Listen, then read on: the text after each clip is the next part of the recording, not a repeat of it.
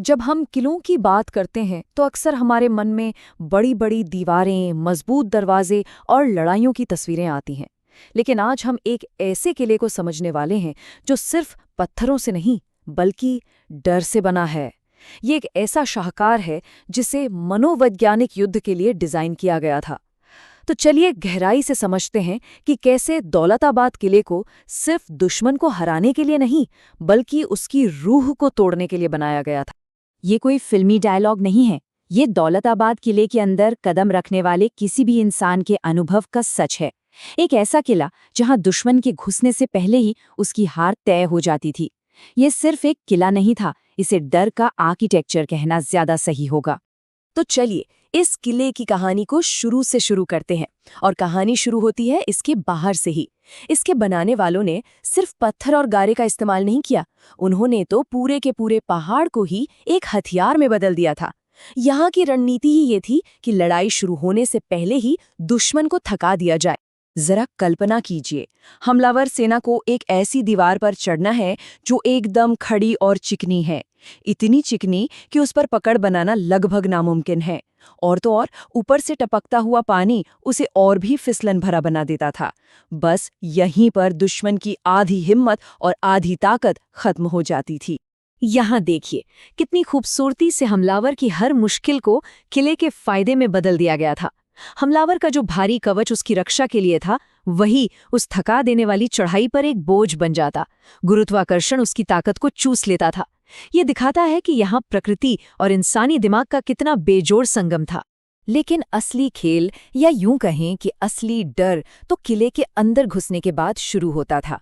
यहाँ से हमला दुश्मन के शरीर पर नहीं बल्कि उसकी आत्मा पर शुरू होता था। चलिए अंदर चलते हैं और देखते हैं कि ये कैसे होता था। सोचिए, एक पल में आप बाहर की रोशनी से अंदर आते हैं और घुप अंधेरा। बाहर की दुनिया से जैसे आपका संपर्क ही टूट गया हो। रास्ते आपको गोल गोल घुमाते हैं, तब तक घुमाते हैं जब तक आपको ये भी याद न रहे कि आप आए कहाँ से थे। ये पूरी तरह से एक मेंटल ब्रेकडाउन था। और यही चीज इसे सिर्फ एक साधारण भूल भुलैया नहीं बल्कि एक मनोवैज्ञानिक हथियार बना देती है।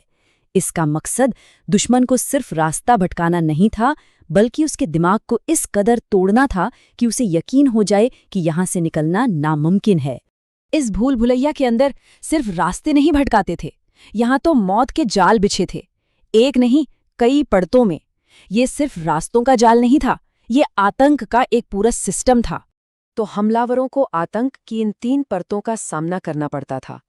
सबसे पहले आते थे ढांचागत जाल, फिर तात्विक युद्ध यानी आग, पानी, हवा से हमला, और आखिर में सबसे खतरनाक संवेदी हमला जो सीधे दिमाग पर वार करता था। आइए एक एक करके इन्हें समझते हैं। जरा सोचकर देखिए, आप मशाल की रोशनी में अंधेरे में आगे बढ़ रहे हैं और अचानक आपके पैरों के नीचे से जमीन ही गायब हो जाए। एक गहरी अंधेरी खाई जिसमें गिरने पर आपकी चीख भी किसी को सुनाई नहीं देगी। ये दुश्मन को एक पल में खत्म करने का सबसे सीधा और खौफनाक तरीका था। दौलताबाद में तो प्रकृति के तत्व ही आपके दुश्मन बन जाते थे। ऊपर से आग की तरह खौलता हुआ तेल बरसाया जाता, सुरंगों को अचानक पानी से भर दिया जाता था और हवा में दम घोटने वाला धुआं छोड़ दिया जाता। डर, अंधेरा और सांस लेने में तकलीफ, ये सब मिलकर दुश्मन की हिम्मत को पूरी तरह से तोड़ देते थे। और हमले की आखिरी परत वो सीधे दिमाग पर थी। सोचकर देखिए, एक अंधेरी गुफा और जैसे ही आप मशाल जलाते हैं, हजारों चमगादड़ों की चीखें और बदबू, एक जीता जागता दुस्वप्न। या फिर अपने ही कदमों की गूंज, ऐसी लगती जैसे कोई पूरी सेना पीछे से आ रही हो। यहाँ लड़ाई शारीरिक कम और मनोवैज्ञानिक ज्यादा थी। और यही तो सबसे बड़ी, सबसे क्रूर बात थी। एक तरफ दुश्मन था जो मशाल के सहारे डर डर कर कदम रखता था, तो दूसरी तरफ थे किले के रक्षक जो उस अंधेरे के आदी थे। उन्हें रोशनी की जरूरत ही नहीं थी। वो अंधेरे में हमलावर को देख सकते थे और उसे आसानी से अपना निशाना बना सकते थे। मतलब हमलावर की मशाल ही उसकी सबसे बड़ी दुश्मन बन जाती थी। तो इन सब चीजों को देखकर एक सवाल उठता है, आखिर इस भयानक भूल भुलैया का, इस पूरे किले का असली मकसद क्या था? ये सिर्फ एक रक्षा करने वाली इमारत तो बिल्कुल नहीं थी। इसका उद्देश्य कहीं ज्यादा गहरा और भयावह था। तो आखिर क्या था इसका असली मकसद? क्या सिर्फ दुश्मनों को रोकना था, या उन्हें मार देना था? नहीं, इसका असली मकसद इससे कई ज्यादा गहरा था। इसका असली लक्ष्य था हर एक सिपाही को खुद से हरवाना। दौलताबाद की भूल भुलैया दुश्मन को शारीरिक रूप से हराने से पहले मानसिक रूप से हरा देती थी।